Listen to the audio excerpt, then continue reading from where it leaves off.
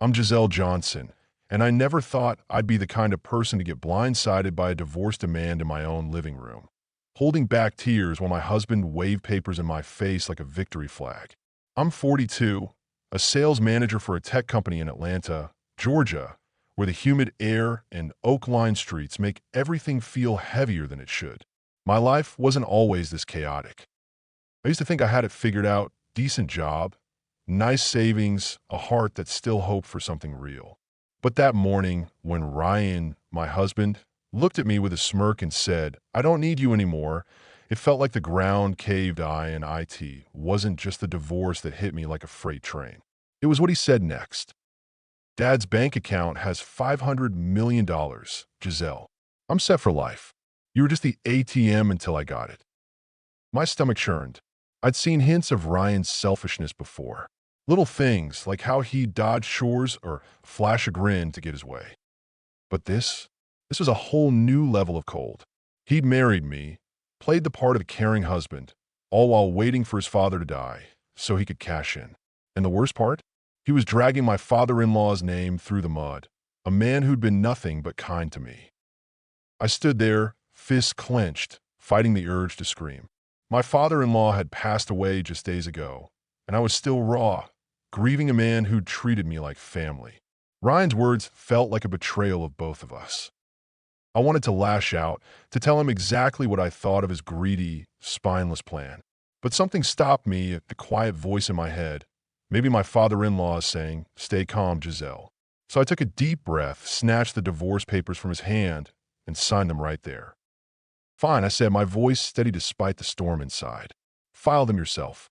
Send my stuff when you're done." I walked out of that big Atlanta house, past the manicured lawn and the life I thought we'd built, feeling a strange mix of anger and relief. Ryan thought he'd won, but he was about to learn the hard way. That $500 million he was banking on? It was a fantasy, and I knew it. Let me back up. To understand how I ended up here, you need to know where I started. I wasn't always this jaded. A few years ago, I was happily married to my first husband, a quiet guy who worked construction. We weren't rich, but we were content, saving up for a house in the Atlanta suburbs. Then one morning, I got the call that changed everything. He'd been in a car accident on a job site. He didn't make it. The grief was like a weight I couldn't shake, heavy and relentless. Between life insurance and a severance package, I ended up with $500,000. It was more money than I'd ever seen, but it felt like blood money. My in-laws, sweet folks in their late 70s, told me to keep it. "We don't need it," they said. "You're young, Giselle. Use it to start over." I tried to share it with my brother-in-law and his wife, but they only took a small piece, insisting the rest was mine, as though there I was 39, widowed, and sitting on a small fortune. I kept working, throwing myself into sales pitches and client meetings, but when I came home to my little apartment, the silence was deafening.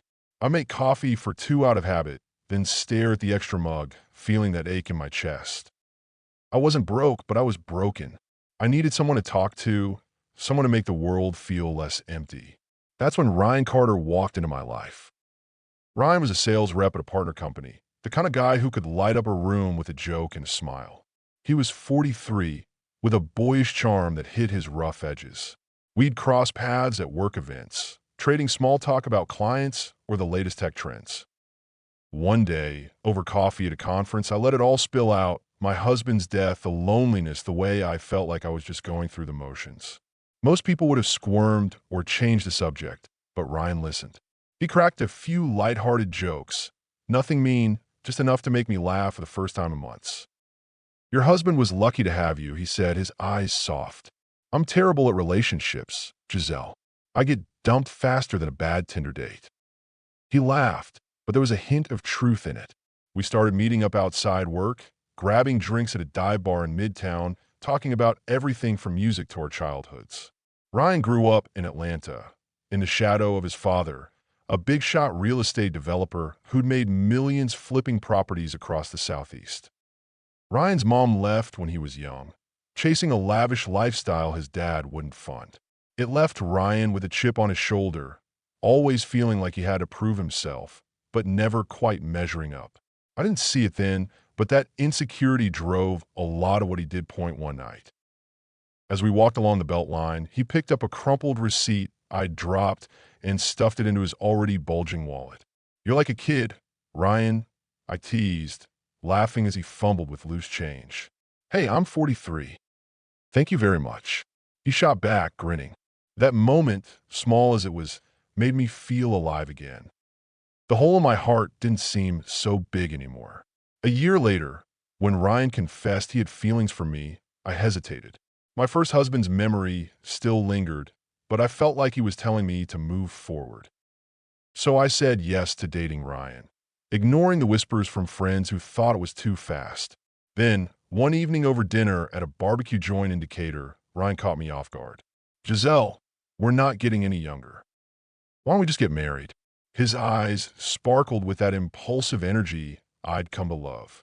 I laughed, thinking he was joking, but he was serious. My gut told me to slow down, but Ryan's confidence was infectious. I thought maybe his carefree attitude could balance out my overthinking. "Okay," I said, surprising myself. "Let's do it." It wasn't until after I said yes that Ryan dropped another bombshell. "Oh, by the way, I'm living with my dad," he said casually, like he was mentioning the weather. "He's been sick, needs some help. You cool with that?" I froze. He had mentioned his dad before. Not like this. "Why didn't you tell me sooner?" I asked, my voice tight. "Didn't want to scare you off," he said with a shrug. "It's no big deal. Meet him and you'll see." I wasn't thrilled, but I agreed to meet his father, hoping it wouldn't change things. Little did I know that meeting would shape everything that came next. Walking up to Ryan's dad's house in suburban Atlanta felt like stepping into a different world. The place was big, 3 stories, red brick, with a wide lawn shaded by ancient oaks, but it wasn't flashy. It was the kind of home that screamed old money, practical but impressive. My stomach churned with nerves. I'd heard Ryan talk about his dad, a retired real estate developer who'd built half the strip malls in Georgia, but meeting him felt like a test I hadn't studied for. Ryan, as usual, was unfazed, swinging open the gate like he was strolling into a bar. "Relax, Giselle," he said, flashing that grin. "Dad's gonna love you." Inside, the house smelled like cedar and old books. Ryan's dad was waiting in a recliner, propped up with pillows, his face kind but tired.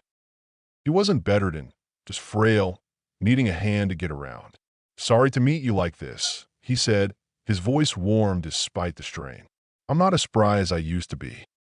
I smiled, trying to hide my nerves. "No trouble at all," I said. "It's great to meet you." We hit it off instantly. He asked about my job, selling software solutions in a tech market that was shifting faster than I could keep up. Tough business with everyone going cloud-based, he said, his eyes sharp. "You focusing on integrations or new markets?" I blinked, surprised. Most people glazed over when I talked shop, but he got it.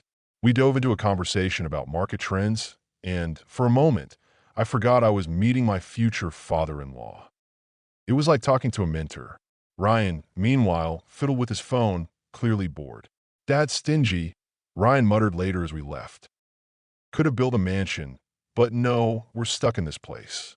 I frowned, glancing back at the house. It was bigger than anything I'd ever lived in. How could Ryan call it stingy? But I let it slide, too caught up in the warmth of his dad's welcome.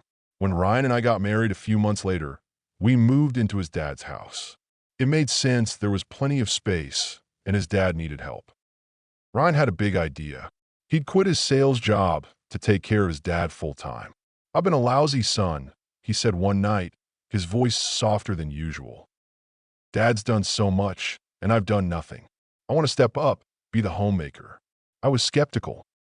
Ryan wasn't exactly Mr. Responsible. His wallet was still a mess of receipts and loose change, but I admired his heart. "You sure?" I asked. "You won't miss work?" He shook his head. "I'd regret not doing this more. I can always go back later." I nodded, hoping he meant it. My salary was enough for us, and his dad covered his own expenses, so I agreed to let Ryan handle the house AD first. It was great. I'd come home from long days pitching software to find Ryan cooking dinner, nothing fancy, just burgers or pasta, but it felt like a home. His dad would share stories about his real estate days, like how he turned a rundown lot into a community center that's still standing in downtown Atlanta. He wasn't just a businessman. He cared about people, funding local charities, and mentoring young entrepreneurs. I respected him more with every conversation, and he seemed to see me as more than just Ryan's wife. "You've got a good head on your shoulders, Giselle," he'd say. "Don't let my boy drag you down." But the cracks started showing fast. Ryan was diligent for maybe a month vacuuming, grocery shopping, helping his dad with small tasks. Then he got sloppy. I'd find him sprawled on the couch, scrolling through his phone, while dishes piled up in the sink. "Dinner's handled," he'd say, pointing to a takeout bag on the counter. I bite my tongue, too tired from work to argue. His dad noticed, too, his face tightening whenever Ryan slacked off. One day, he pulled me aside. "I'm sorry, Giselle," he said, his voice low. "I thought marriage would straighten him out. He's always been careless." I forced a smile. "It's fine." I lied, but inside I was starting to see Ryan's true colors. Things got worse when I noticed money missing from my account. I'd given Ryan access for emergencies, thinking he'd be responsible. Big mistake. One afternoon, I came home to find a shiny vintage Mustang parked in the driveway. "Whose car is that?" I asked, my voice sharp.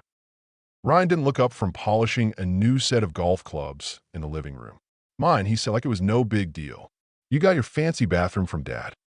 I deserve something, too. My jaw dropped. The bathroom wasn't my idea.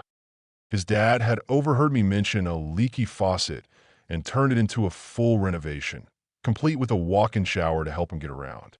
It was practical, not a luxury, and it helped everyone in the house. Ryan's car? That was $30,000 of my money, gone without a word. I checked my bank account later that night. He'd spent nearly $50,000 in a month, car, golf clubs, designer clothes, you name it. I was furious, not just at the money, but at the entitlement. "You can't just take my savings, Ryan," I said, slamming the bank statement on the table. He shrugged. "Dad's loaded. Once he's gone, we'll be set. What's the big deal?" I felt sick. He was already counting down to his dad's death, like it was just a matter of time before he hit the jackpot. I wanted to walk out right then, but I looked at his dad, frail but still so kind, and I couldn't leave him with Ryan. Not yet. Living with Ryan in that big Atlanta house started to feel like walking on eggshells. I'd come home from grueling days at the office, pitching software to clients who wanted miracles for pennies, and find Ryan glued to the couch, surrounded by empty takeout containers. The house, once warm and welcoming, felt like a battlefield. I'd cook, clean, and do laundry, all while Ryan claimed he was taking care of Dad. But I saw the truth. He'd hired a caregiver to handle his dad's needs, freeing him up to do nothing but spend my money point one evening. I snapped. "Ryan, what does homemaker mean to you?" I asked, pointing at the sink full of dishes. He rolled his eyes. "Relax, Giselle. I got Dad covered. You're always so uptight." Uptight? I was working 10-hour days to keep us afloat while he treated my bank account like his personal piggy bank. I checked my statements again, another $10,000 gone, this time on a high-end watch. I confronted him, my voice shaking with anger. "You're spending my savings like it's nothing. This stops now." He just smirked. "Dad listens to you, fixes up the house for you. Why can't I have a little fun? His money's coming our way soon enough." I felt a chill. He wasn't just careless. He was calculating, waiting for his dad to die so he could cash in that I took back my bank card that night, locking him out of my accounts. Ryan didn't even flinch. "Whatever," he said. "You'll see, Giselle. I'm going to be set." His confidence made my skin crawl, but I didn't argue. I couldn't shake the image of his dad, who'd been nothing but generous, being reduced to a paycheck in Ryan's eyes. I thought about leaving, packing my bags, and starting over, but every time I looked at my father-in-law, I stayed. He deserved better than being left with someone who saw him as a means to an ENDMY father-in-law, and I grew closer through it all. He'd call me into his study, a cozy room lined with photos of community centers and parks he'd helped build. "Giselle, you're too good for this," he'd say, his voice soft but firm. "I'm sorry Ryan's putting you through this." I'd brush it off, not wanting to burden him, but he'd insist on talking.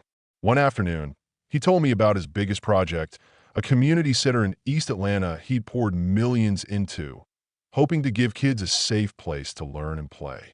It didn't work out, he said, chuckling. Lost a fortune, but I'd do it again. It was for something bigger than me.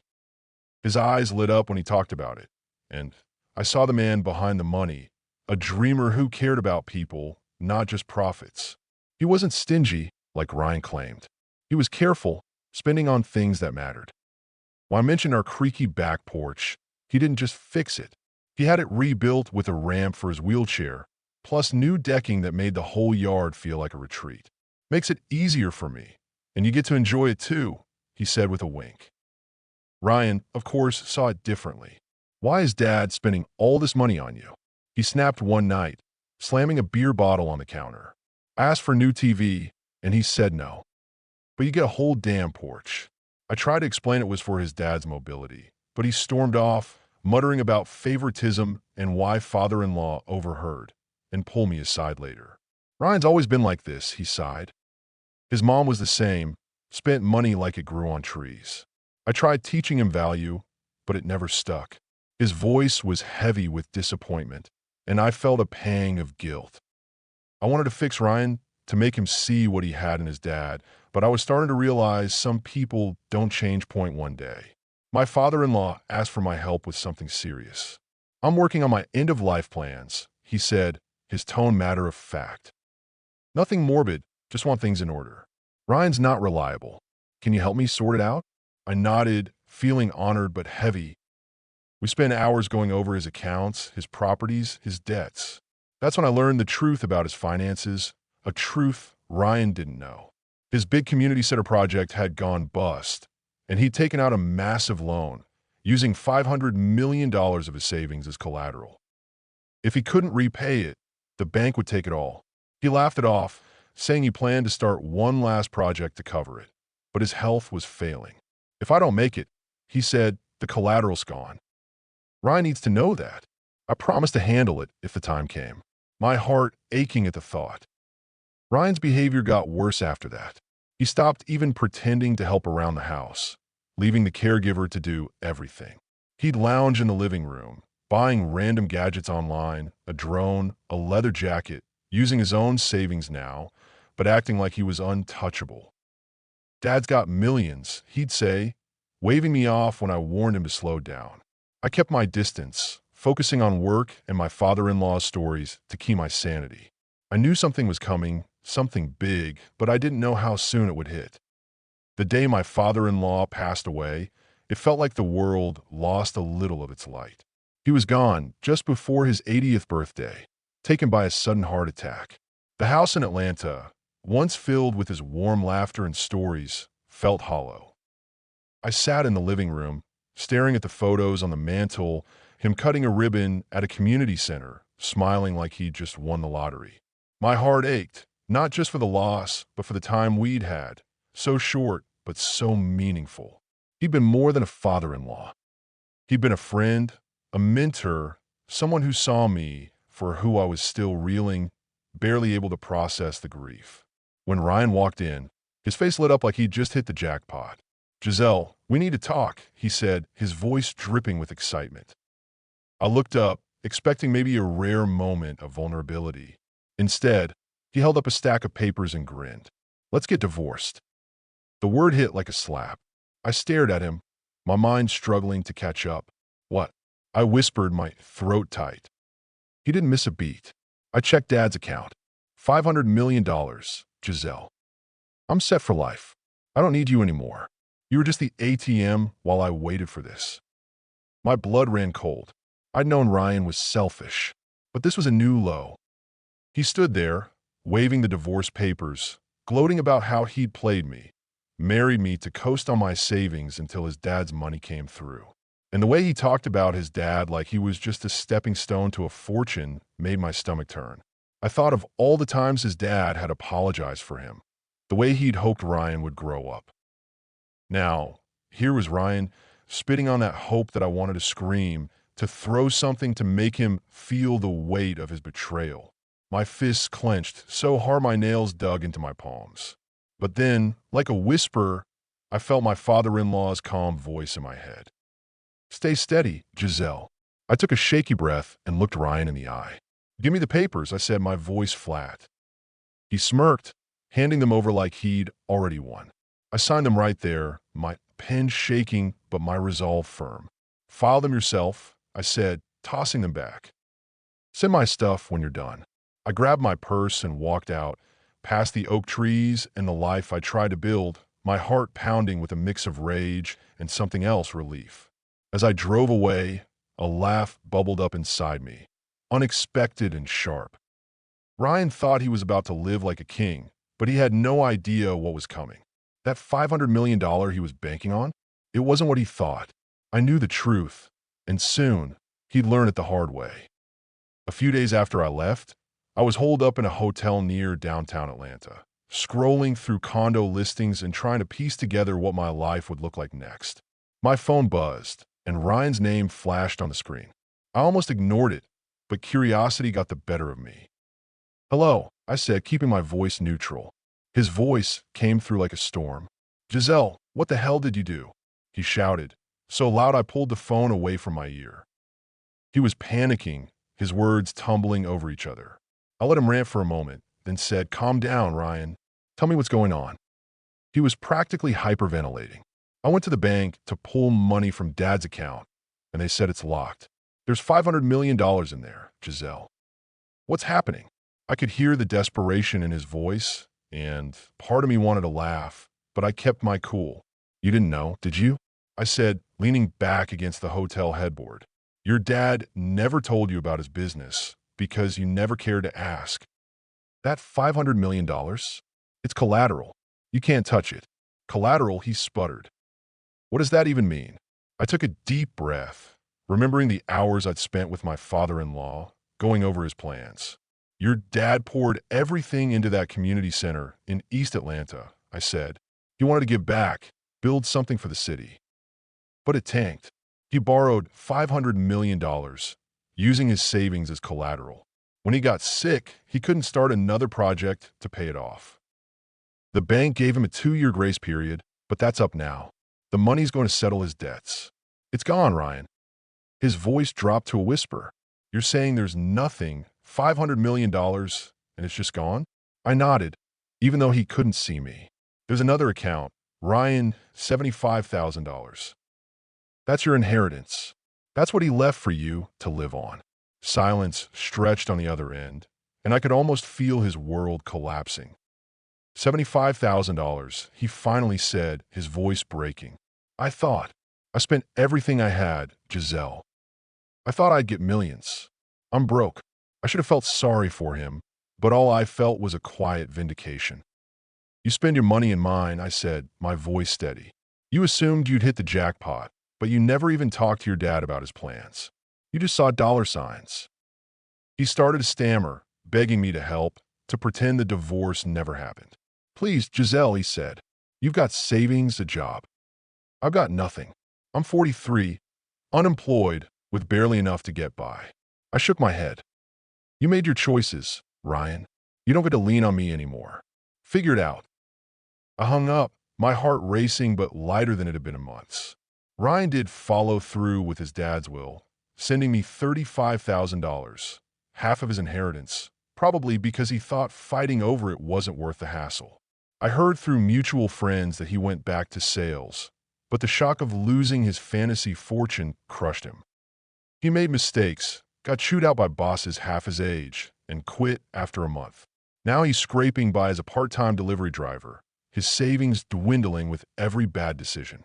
I don't wish him ill, but his troubles aren't mine anymore. They ask for me. I found a cozy condo in Midtown with a balcony overlooking the Atlanta skyline. I deposited the $35,000 in my savings, not to spend, but as a reminder of my father-in-law's spirit, his drive, his heart, his belief in doing what matters. Every time I check my account and see it there, it's like he's cheering me on, telling me to keep going. I'm back to long days at work, pitching software and closing deals, but now I come home to a place that's mine, filled with my own dreams. I'm not the widow lost in grief anymore, or the wife stuck in a lie. I'm Giselle, and I'm building something new one step at a time. To everyone who's followed this journey, thank you. You've walked with me through heartbreak, betrayal, and the kind of comeback that makes you feel alive again. If my story hit you, stirred something in your heart, hit that subscribe button and join us. Every tale we tell here is about fighting through the mess, finding your strength, and starting over. Keep carving your own path, and I'll see you at the next chapter.